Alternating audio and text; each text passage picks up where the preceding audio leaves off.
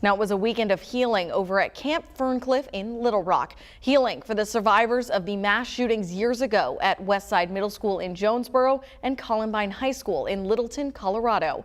Tonight, THV 11's Jalissa Garza gives us a glimpse at what this weekend meant for those who attended.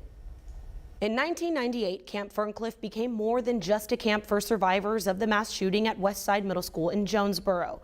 From there, survivors of other school shootings like Columbine joined. This weekend, the camp once again welcomed those survivors for a weekend of reflecting and healing.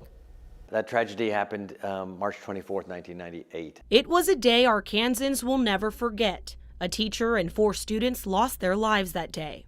We all wanted to figure out what could we do to reach out to those kids in that school. That's when David Gill decided to open the doors of Camp Ferncliff for students who were there on that difficult day and provide a safe space. So we thought if they could come here away, it might be helpful for them and their families. Gill says that summer spent away at camp helped 68 students heal and work through the trauma they experienced. And when the parents started calling and saying, we don't know what you did, but can you do it again? Because it really was more therapeutic than anything our kids had had. We realized it was something special at that point. About a year later, another school shooting happened 1,000 miles away at Columbine High School. Gill says the Jonesboro students wanted to find a way to help, the same way Camp Ferncliff helped them. We were able to go with a delegation of 12 or 15 from Jonesboro to Littleton and met with the students there and our students, and we just got out of the way and let them talk and connect. And then they were invited to join us the next summer. One of the students that joined was Christine Dove, who was a junior at Columbine High School when the shooting happened.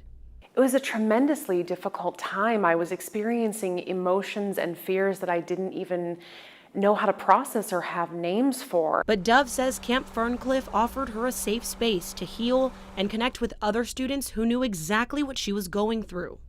To know that other young people knew the feelings that I was having and understood them was so helpful to me to start moving forward. It also allowed her to have moments where she felt joy. To do those camp things like make s'mores and sit around the campfire and play. And that was a beautiful thing to have.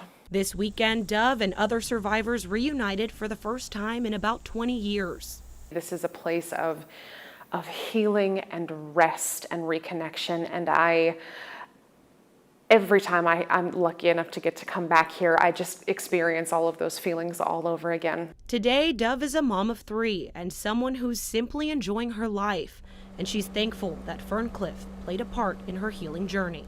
I wouldn't be the person I am today if I hadn't been here. And Gill is happy this place was able to provide that. That series of camps is still the best thing I ever did. I still feel that way about it in terms of the impact it made on those kids, their families, and the ripple effect it's had on lots of people. Camp Ferncliff has hosted many more camps for kids whose parents are in prison, kids in foster care, and much more. He says they continue working on being a safe space for healing and connection.